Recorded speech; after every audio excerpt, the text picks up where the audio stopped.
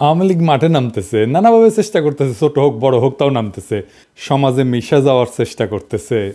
হ্যাঁ, আবার দেখেন প্রফেসর ইউনূস সরকারের পদত্যাগের দাবিতে আওয়ামী লীগের লিফলেট বিতরণ করতেছে। সে আবার বিসিএস শিক্ষা ক্যাডারের কর্মকর্তা মুকিব মিয়া, পোস্টিং লালমনিরহাটের পাটগ্রামের সরকারি জসিমউদ্দিন আব্দুল গনি কলেজে ইংরেজি বিভাগে, আর লিফলেট বিলাচ্ছে জাতীয় প্রেস ক্লাবের সামনে। আবার ভোরে মিছিল বের করছে।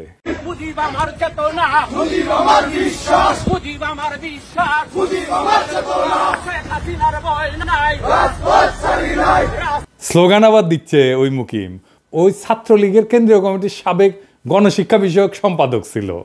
এইগুলা যেটি দেখবেন সেটি দাবরানি দিবেন, কোথাও এদের দাঁড়াবার দিবেন না। এটাই হইতেছে এখনকার স্ট্র্যাটেজি। 4 আগস্ট এই হারামজাদা শিক্ষা ভবনের সামনে মিছিলের নেতৃত্ব দিছে, খুনি হাসিনার পক্ষে প্রকাশ্যে স্লোগান দিছে। তারপরে 6 মাস ঘুরে বেড়াচ্ছে, পোস্টিং নিয়ে বসে আছে পাটগ্রামে যায়।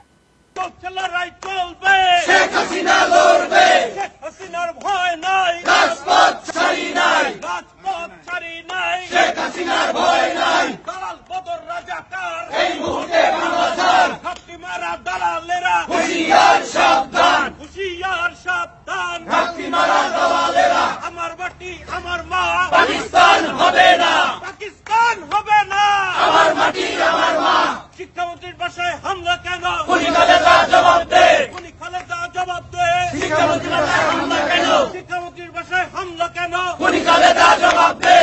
গত 6 মাস তার ফেসবুকে টানা অপপ্রচার চালায় গেছে সরকারি চাকরি কইরা। কেউ কিছু বলেনি, দিব্যি ঘুরে বেড়াইতেছে। বাসা বোধহয় সেগুন বাগিচা বা পল্টনে। ফেসবুকে যা লিখেছে সেটা ওর নেত্রী হাসিনা 2018 সালে সরকারি কর্মচারী একটা শৃঙ্খলা এবং আপিলের যে বিধিমালা 3 খ এই ধারা অনুযায়ী শাস্তিযোগ্য অপরাধ করছে, তাও সে আছে। শিক্ষামন্ত্রী হচ্ছে বিএনপির পছন্দের মন্ত্রী, ওই ডায়াপার পরা ওয়াহিদুদ্দিন মাহমুদ। 30 সেপ্টেম্বর আমি পোস্ট দিছিলাম এই ভিডিওর। ওই মাউসির সামনে স্লোগান মাস্টার কে নামও পাওয়া গেছে। 1 নম্বর তরিকুল ইসলাম 35তম বিসিএস, সাদিয়া সুলতানা 35তম বিসিএস, দিদারুল ইসলাম 34তম বিসিএস, আর মুকিব মিয়া যে স্লোগান দেওয়া 33তম বিসিএস, বিজয় কুমার ঘোষ 24তম বিসিএস, স্বরূপ কাহালি 24তম বিসিএস ওই স্লোগান দিচ্ছে, স্বরূপ কাহালির স্লোগান দিচ্ছে। জাফর আলী 16 বিসিএস, ওই এই প্রোগ্রামের মূল আয়োজক। মনিরুল ইসলাম 24 BCS, doctor Enamul Haque 24 BCS. এরা কে কোথায় আমরা জানতে চাই। এই ভিডিওর কমেন্ট বক্সে লিখে দিবেন কে কোথায় আছে জানেন কিনা, তারপরে ওদের ধরেছি। আর ডায়াপার পড়া শিক্ষা উপদেষ্টা এইগুলো যদি চাকরির থাকে তাইলে কলে তোমার খবর আছে কয়ে দিচ্ছি, ডায়াপার টেনে খুলে ফেলবো। এর মধ্যে এই যে মাসুম রেজা ডয়েচে ভেলেকে সাক্ষাৎকার দিছে, দিতেই পারে, কিন্তু শেষে কি কইছে দেখেন, কইছে আমরা যে ছাত্রদের বৈষম্য বিরোধী আন্দোলন করেছিলাম, বৈষম্য দূর করার কথা বলেছিলাম, তার সুযোগ নিয়ে এমন এক শক্তি চলে এসছে যা সম্পূর্ণরূপে বাংলাদেশ বিরোধী, যে বাংলাদেশের স্বাধীনতা মূলভিত্তি যেগুলা সেগুলার বিরোধী। এইগুলোকে যদি আমরা প্রশ্রয় দিতে থাকি আমরা তাহলে সামনে বাংলাদেশকে হারিয়ে ফেলা ছাড়া আর কিছু দেখি না আমি। ওই করেছিল বৈষম্য বিরোধী আন্দোলন। গপ্প মারাও মাসুম রেজা আমাদের সমসাময়িক, আমার কয়েক বছরের সিনিয়র হবে, একই সাথে ছাত্র ইউনিয়ন করতো রাজশাহী বিশ্ববিদ্যালয়ে। হ্যাঁ, আপনি করেছিলেন মাজুম ভাই বৈষম্য বিরোধী আন্দোলন। 16 জুলাই পরে তো শীত নিদ্রায় গেছিলেন। হ্যাঁ, অক্টোবরে এসে ফেসবুক গুতাইতেছেন, লেখালেখি সব মুছে দিচ্ছেন নাকি? হ্যাঁ, খুঁটি করেছিলেন বৈষম্য বিরোধী আন্দোলন খাটেত। হ্যাঁ, 25 সুন্দর সুন্দর মাইয়া নিয়ে তো নাটক টাটক করেন। হ্যাঁ, করতেও পারেন খাটেত। হ্যাঁ, বৈষম্য বিরোধী আন্দোলন মুক্তিযুদ্ধ করেছে আপনাদের আগের প্রজন্ম, খাটে আপনিও করেছেন হয়তো। মেজর ডালিমকে নিয়ে 2 বিসিলা কইয়া পোস্টার লিছিলেন না? তো আমাকে পোলা বানিয়ে সে কয় যে মেজর ডালিমের 2টা বিসি পাঠিয়ে দিই, মাসুমের 2টা বিসি ছিঁড়ে নিয়ে। হ্যাঁ, বুঝছা চেঁচিল কলে পোলা পায় আমি ঠেকাইছি। হ্যাঁ, পাঙ্খা গছেছে মাসুম ভাই। হ্যাঁ, নতুন বাংলাদেশে নতুন বয়ানের সংস্কৃতি চর্চা হবে। পুরো হাসিনার আমলে আওয়ামী ফ্যাসিবাদের বয়ান উৎপাদন করেছেন, ওই ন্যারেটিভ চলবি না। আপনাদের নতুন নাটক লিখতে হবে, নতুন সংস্কৃতি চর্চা করতে হবে। আমাদের বাংলাদেশ বিরোধী বলবেন না, ভুলেও না, কখনো না, কেউ যেন না বলে। এই আমাদের বাংলাদেশ বিরোধী বলবেন বিসি টাইনা ছিঁড়ে ফেলবো একেবারে। আপনার সাথে ব্যক্তিগত পরিচয়ের সূত্র ধরে বলতে চাই, অ্যান্টিফ্যাসিস্ট শক্তির সাথে আপনাদের অ্যালাইন্ড হইতে হবে। আমার বাবা নাটকের লোক ছিলেন, আমি চাই আপনাদের সাথে কথা বলতে আপনাদের কনসার্ন শুনবো, আর আমাদের এক্সপেকটেশন শুনবেন। আমরা এনশিওর করব নিরাপদ সংস্কৃতি চর্চার। আপনি আওয়ামী বয়ান উৎপাদন করবেন, আবার ঈশা ওটা পারবেন না, করতে দেওয়া হবে না। আওয়ামী বয়ান আমরা ধ্বংস করিয়া দেবই দেব। আমরা পারি কিনা সেটা তো দেখিছেন। আর ভাইবেন না যে এডি বসে খালি আওয়াজ দিই, তাই না? এডি আওয়াজ দিব, ঘটনা ঘটবে বাংলাদেশে। দেখেন চিটাগাঙে স্যাম্পল দেখেছি। একটু আগে আমি যখন ঘুমানোর আগে আমি বাসায় দেখছি পিনাকি ভাই লিখছে যে নেভি কনভেনশনের নজিবুল হোসেন মাইজভান্ডারি এবং এমপি সনি এই দুজন এখানে অবস্থান করতেছে। রাতে খাবারের দাওয়াতে আসছে ওরা। এটা শোনার পরে আমরা এদিকে আসছি, আমি আর আমার ছোট ভাই আইমান, আমরা দুজন এখানে আসছি। আসার পর দেখতেছি আমাদেরকে নৌবাহিনী অসহযোগিতা করছে। প্রয়োজনে শক্তি প্রয়োগ করতে হলে করব, শক্তি প্রয়োগ করতে হবে, কারণ প্রতি বিপ্লবী কর্মকাণ্ড এখনো চলমান। তাই আমাদের লড়াই এখনো শেষ হয় নাই। অনেক অমীমাংসিত ইস্যু আছে, সেগুলো সেটেল না হওয়া পর্যন্ত ক্ষমতার সাথে পাল্টা ক্ষমতার লড়াই হবে। ওপেন প্রস্তাব হয় নেগোশিয়েট করেন, অথবা হেড অন কলিশন করেন, চয়েস আপনাদের। বটম লাইন, আওয়ামী লীগ আওয়ামী বয়ান আমরা রাখবো না। কেউ আমাদের এই মিশন ঠেকাতে পারবেন না। কথা বলেন আমাদের সাথে, নিশ্চিত করব আপনার নিরাপদে সংস্কৃতি চর্চা করবেন। আর যদি ঘাড়তারামি করেন, আর্মি দিয়েও কিছু করতে পারবেন না, কেউ ঠেকাইতে পারবেন না আপনাদের। এবার আসেন এই আওয়ামী লীগ নিয়ে আমরা কি করব সেটা নিয়ে একটু আলাপ করি। আওয়ামী লীগ নিয়ে বহুত মানুষ বহুত পেরেশানিতে আছে। ওরে কি নিষিদ্ধ করা ঠিক হবি? আমরা কেমনে তাহলে তাকে নিষিদ্ধ করব? এত বড় একটা রাজনৈতিক দল, আসেন এটা নিয়ে আলাপ করি। আওয়ামী লীগ কেন নিষিদ্ধ করা দরকার, এটা নিয়ে নালা আর আলাপ আছে। আওয়ামী লীগের ব্যাপারে আমাদের অনেকের নালিশ আপনারা শুনিছেন যে জুলাই বিপ্লবীরা লীগরে ব্যান করতে চায় এবং বিএনপির কারণে করতে পারতেছে না। এই সরকারের পজিশন কি ব্যাপারে? তারা কখনো বলটা পলিটিক্যাল পার্টিগুলোর দিকে দেয়, কখনো ইলেকশন কমিশনের দিকে দেয়, ইলেকশন কমিশন আবার সরকারের দিকে দেয়। এই বল চালাচালি চলিচ্ছে আর কি। ওইদিকে দু একজন অ্যাডভাইজার আবার কইছে যে আওয়ামী লীগ একটা বিশাল ঐতিহ্যবাহী দল, এইটার তো অনেক কর্মী আছে। বিএনপিও আবার কয় এটার তো অনেক কর্মী, এদের কেমনে আমরা নিষিদ্ধ করব, আদর্শকে কেমনে নিষিদ্ধ করা যায়। আবার কেউ এসে কয় আওয়ামী লীগ এটা গোপন সংগঠন হয়ে যাবে। আবার আওয়ামী লীগের লেসপেন্সার, ওই যে দিল্লি স্টার আর মতি আলো, এদের সাথে সরকারের এক অংশের আবার লতকালুতকি হয়।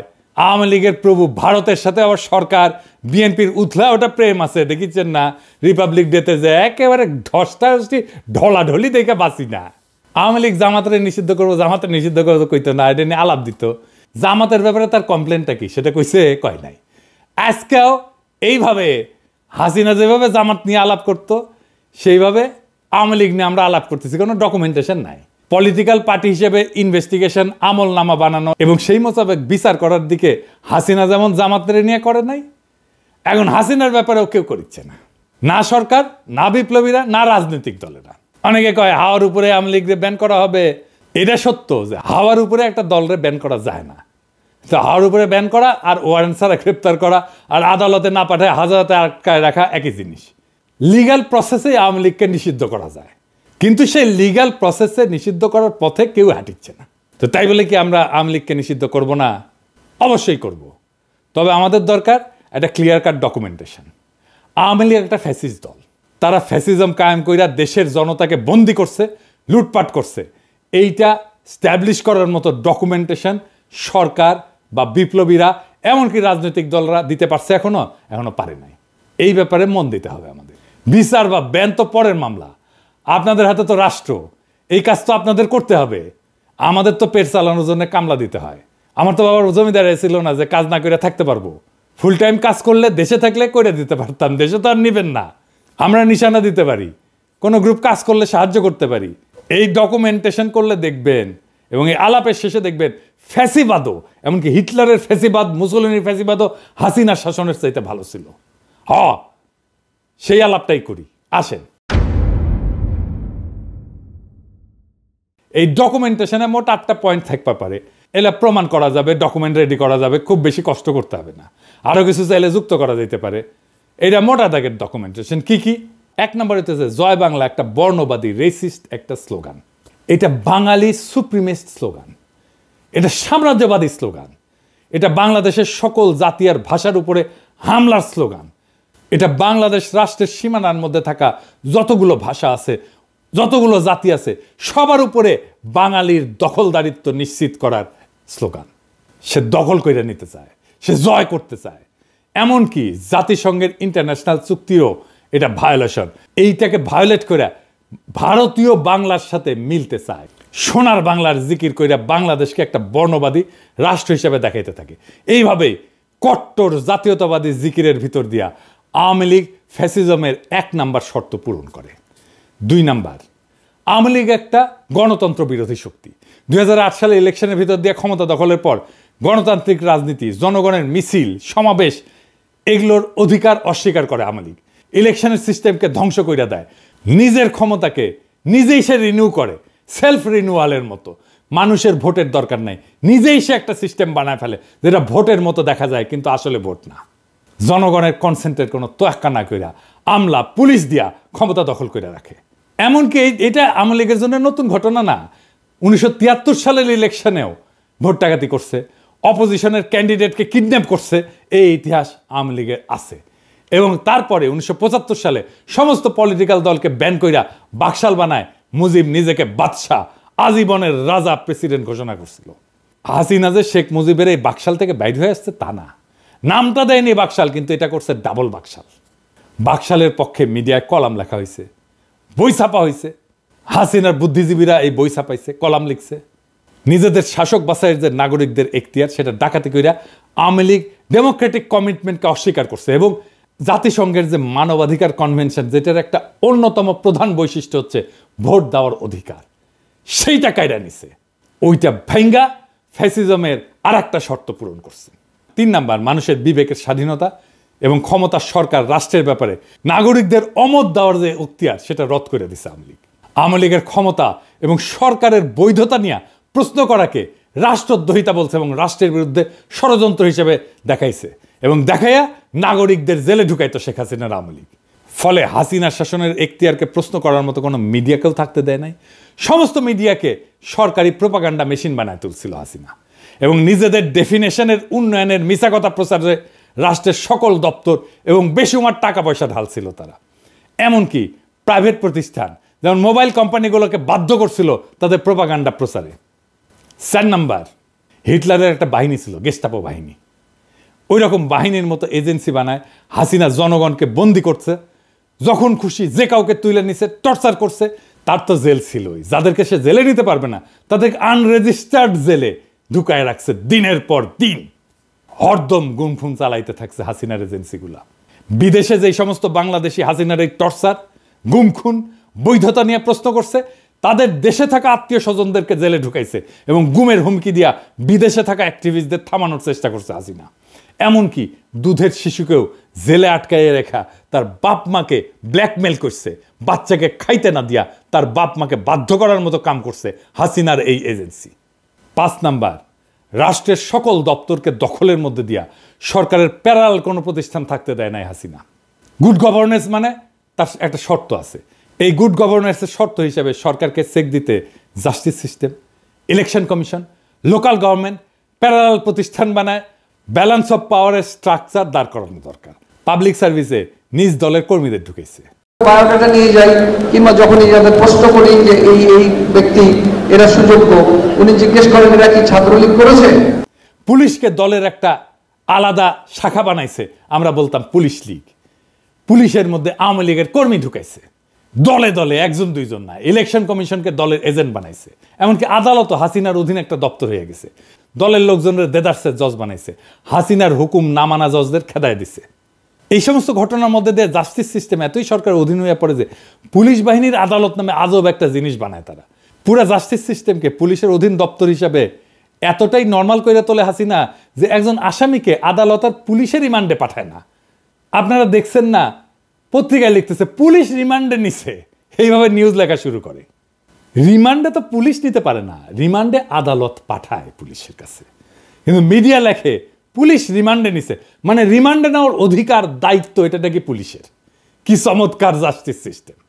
6 নাম্বার, ফ্যাসিজমের জন্য আদি ইতিহাসের দিকে তাকাই, তাহলে দেখব যে ফ্যাসিবাদের মূল যে তাত্ত্বিক মুসোলিনি ইটালি, তার সাথে হাসিনার আওয়ামী লীগের আরেকটা মিল আছে।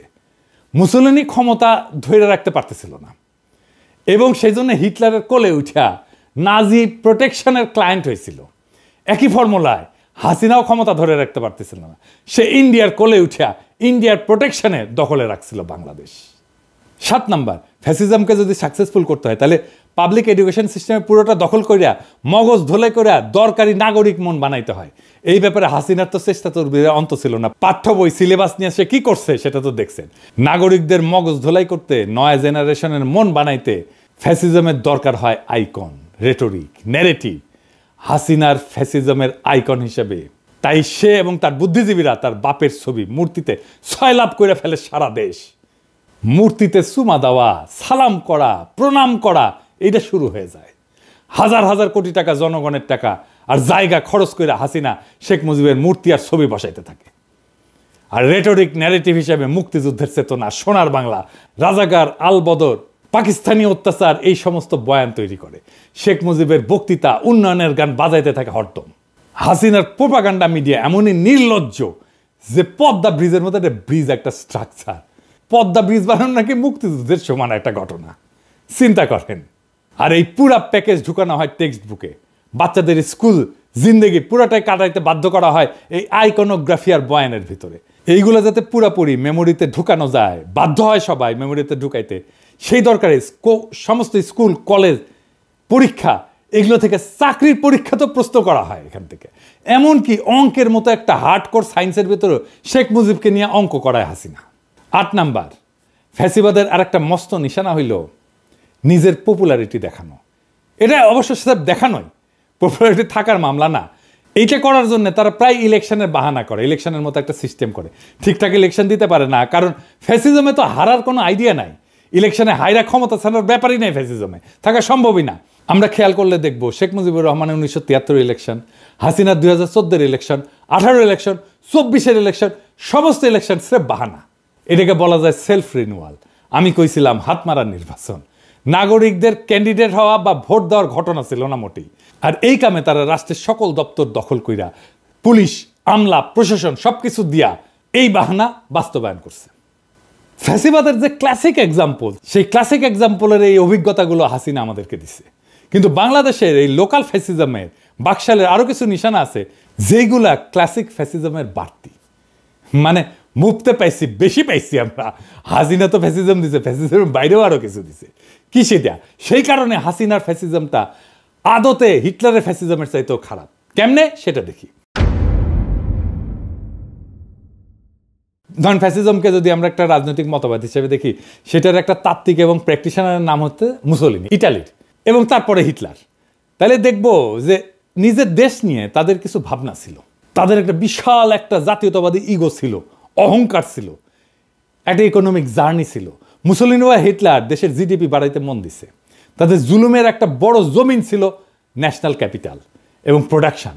প্রথম বিশ্বযুদ্ধের পরে মাত্র কয়েক বছরের মধ্যে তারা ন্যাশনাল প্রোডাকশনকে এমন জায়গায় নিয়ে গেছিল, একটা বিশাল বড় জায়গায় নিয়ে গেছিল।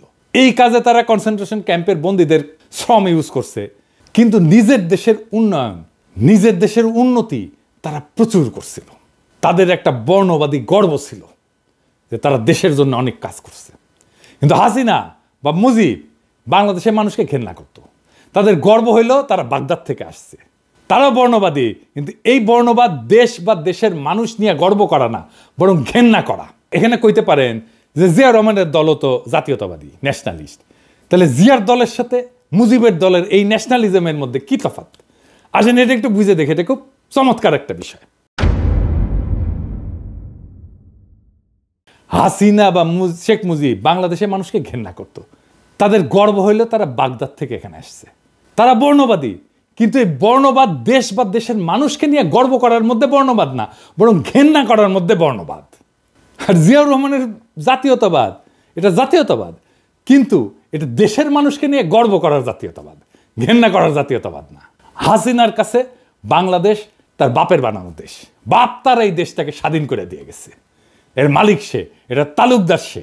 এখানে হাসিনা আওয়ামী লীগ এখানে ডাকাতি করবে, কামাই করবে, তারপর পয়সা পাচার করে দেশের বাইরে নিয়ে যাবে। এই দেশ তো তার না, এই দেশে সে দয়া কইরা থাকে।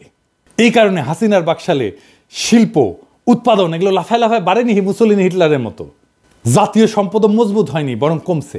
ব্যাংক ডাকাতি কইরা পাবলিক মানে বিদেশে পাচার করছে। এইভাবে আমরা একটা লোকাল ফ্যাসিজম পাইছি বাকশাল নামে। এইটা শাসনের পদ্ধতি হিসেবে ফ্যাসিবাদ, কিন্তু রাজনৈতিক মতবাদ হিসেবে ফ্যাসিজমের যে একটা কট্টর ন্যাশনালিস্ট একটা দেমাগ অহংকার থাকে সেটা নাই, সেটা গড় হাজির।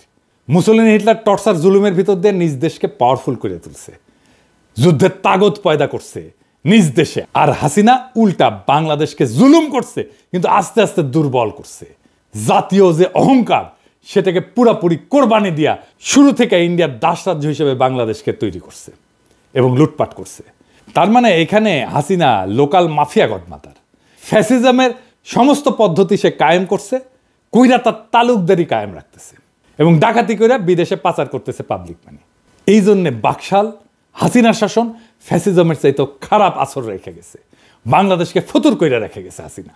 এটা ফ্যাসিজমের তুমুল টর্চার জুলুমের বাইরে বাড়তি খারাপ। ফ্যাসিজমে তো টর্চার জুলুম আছেই, হাসিনার শাসন ফ্যাসিবাদের টর্চার জুলুম চাইতেও অধিক বেশি কিছু, আরো বাড়তি খারাপ। হিটলার মুসলিনী যেখানে তার দেশকে অন্তত ধনী বানাইতে কাজ করছিল, সেইখানে হাসিনা দেশটাকে ফতুর কইরা দিছে। মোটের উপরে বাকশাল এমন একটা রাজনৈতিক বন্দোবস্ত যেটা শাসনের সিস্টেমটা উপনিবেশিক কলোনিয়াল, আর যেটা চালানোর পদ্ধতি ফ্যাসিজম। এই জন্যই নতুন রাজনৈতিক বন্দোবস্ত কথাটা আসছিল। এখন বলেন, নির্বাচন দিলে কি দেশটা ঠিক হবে? আর হবে না। বাংলাদেশের সমস্যা নির্বাচনে কাটবে না। এই আওয়ামী লীগকে রাজনীতি করতে দেওয়া উচিত। যারা আওয়ামী লীগকে রাজনীতি করতে দিতে বলে তারা কি আদৌ রাজনীতি বোঝে? তার মানে রাজনৈতিক বন্দোবস্তটা আমাদের জন্য কত জরুরি দেখেন। পুরো সিস্টেমের খোল নলসে পাল্টাই দিতে হবে। এটা পাল্টাই দিতে না পারলে বাংলাদেশকে ফতুর হওয়া থেকে বাঁচাইতে পারবেন না। ওই একইভাবে বাংলাদেশের সম্পদ লুট হয়ে যেতে থাকবে। এটা থেকে মুক্তির জন্যেই জুলাই আগস্ট বিপ্লবে আমাদের ছাত্ররা, আমাদের সন্তানেরা রক্ত দিছিল। ওইটাকে সফল করে তুলতে হলে বাংলাদেশ রাষ্ট্রের আমূল সংস্কার ছাড়া কোনো উপায় খোলা নাই আমাদের হাতে। ওই রাস্তায় আমাদের যাইতেই হবে, ওটাই আমাদের পথ এবং সেই পথে আমরা হাঁটবো। নির্বাচন দূরে থাকো, আগে বাংলাদেশকে রক্ষা করো, বাংলাদেশকে ফতুর হওয়া থেকে বাঁচাও, বাংলাদেশকে ফ্যাসিবাদের আসর থেকে বাঁচাও, বাংলাদেশ থেকে ফ্যাসিবাদের সমস্ত চিহ্ন দূর করার পথে হাঁটো। বাংলাদেশ ওই রাস্তায় হাঁটতে চায়, আমাদেরকে ওই রাস্তায় হাঁটতে দেন। আমরা ওই রাস্তায় হাঁটবই, আমরা বাংলাদেশকে ওই রাস্তায় নিয়ে যাবই। ইনকিলাব জিন্দাবাদ।